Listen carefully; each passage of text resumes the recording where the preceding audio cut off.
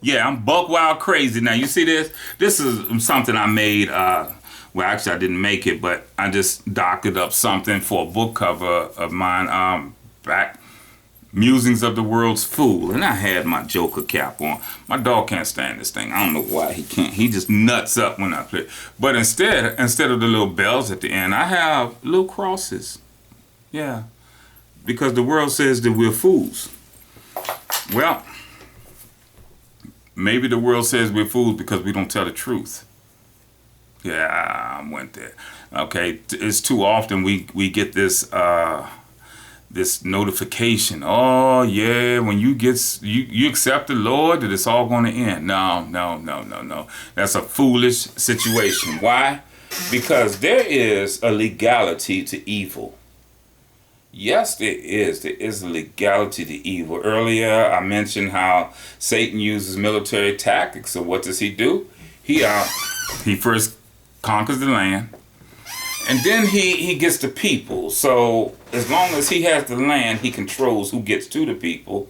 And as long as he has the people, then he knows can't nobody come to the land. If this sun is hot today.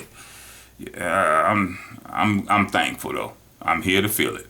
So the legality of evil is this. Satan had the earth handed over to him. Legal. That's one. He finally could get to the people. Even though he got through Adam and Eve, he needed the people to start doing what he needed to do, which was evil thing. So who's the first one that we have recorded is Cain. He got there. There's a legality to evil. Now he has the place and he has the people. So here we are. We come up to the New Testament. Here we are. We have Christ, and on the in the wilderness, right after Christ was baptized, he went into the wilderness, and one of the things that Satan showed him was all of the kingdoms of the world and the systems of the world. And he said, I can give it all to you because it's mine to give. So it is established that Satan has a kingdom. What else? How can we justify that Satan has a kingdom? Well, Jesus even said it. He said, well, if Beelzebub cast out demons by himself, then his kingdom is divided against itself. So Jesus even said that Satan had kingdoms. Okay, you say, well, yeah, he rose from the dead. Yes, he did.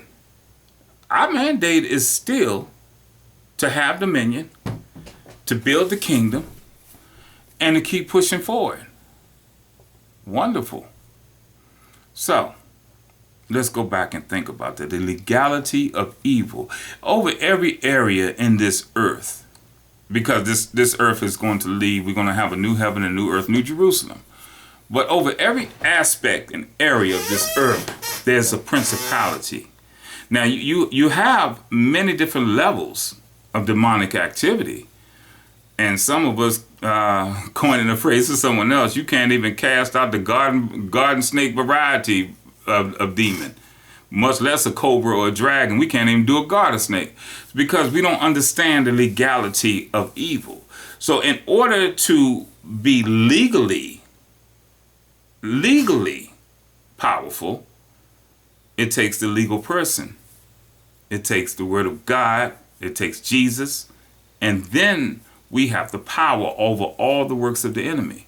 But until then, we're still under it. So now here's P.D. Mudflap. He's coming. He's giving his life to the Lord. He's saying, okay, well, I'm want to know more about God. I know this was a stirring to me. He is in my heart, but I need to know more. So then you have well-meaning Bishop Flip-Flop that comes up and say, well, you ain't got to worry about nothing else no more, because now the Lord got you. That's a lie. It ain't going to get all sweet and kicks and giggles. If anything, you just turned up the heat on you. Why? Because why should I worry about you if you walking down the street or you across the street in somebody else's house? When you come in my yard, then there's going to be a problem. And the moment that you accept the Lord into your life and you saying, I want to live for God, then you just stepped into what Satan felt by squatters' rights was his. The ground you walking on. The earth you walking around in. The air that you're breathing and you're speaking in. Yes, it's God. The earth is the Lord and the fullness thereof. And until there's a proper transfer all the way and we stand in our position, there's going to be some other areas. So that's the legality of evil. When I came to, let's say, when I went to Germany, there was something there that was very bothering to me. It was like a hidden evilness or something. I didn't give it any thought. And then I found out after they have tours to the concentration camps. And when you get to that place, Auschwitz and Dachau, you feel the evil. It's on. It's just a heaviness of evil.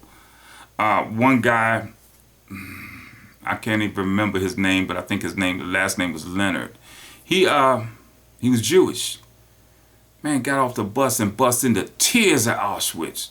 He just couldn't stay. He couldn't even go. He went back on the bus and stayed there for the whole tour. He could not go because he was that sensitive to the principality. So now I ask where you're at. What is the principality over the area where you are? What is it that you have to conquer? Which mountain do you have to take hold to? Yes, I'm going back to the 7 mountains again. We have to do all of this. There is a legality to evil until you have the judge of all the universe, God, Elohim, Jehovah, whoever you want to call him, because he has many names, but he's still the same person. You can't uproot that. So what happens? I begin with me. I began to take charge of this environment. The enemy has no place here. And then it begins into the household. Then it extends into my wife. Then the children. And oftentimes the children may feel like they're going someplace else and they can do whatever that you're being crazy. Well, quiet as it's kept. If I wasn't saved, that was crazy. Because you may not have been born, as a matter of fact. I may have been seeing Jesus before anybody. And then when you leave out the children, then you go outside into your neighborhood, your community, and then your city, then your state, then your nation. And then you can reach out. But beginning here, the legality of evil must be satisfied here. Okay? In me, the legality of evil said the wages of sin is death. So therefore, I had to have a viable sacrifice, which is Jesus Christ. When I go into the house, as for me and my house, we will serve the Lord. As I go into my wife, the two shall become one. And I'm to wash her with the water, washing with the water by the word. I'm supposed to do that. I'm supposed to cover. I'm supposed to love her. As God said one time, I passed by you and you weren't yet ready, but I covered you with the skirt of my garment. Your breasts were not yet formed. That means that you didn't have the ability to feed someone else. So now I have to cover her until that time when she can feed, and not only feed the kids, but feed me too. And get your mind out the gutter. It ain't like that. You need to pour into your spouse that there's a time when she's going to have to pour back into you. Definitely. She's going to have to pour back into you. And man, you ain't got it all. You need her.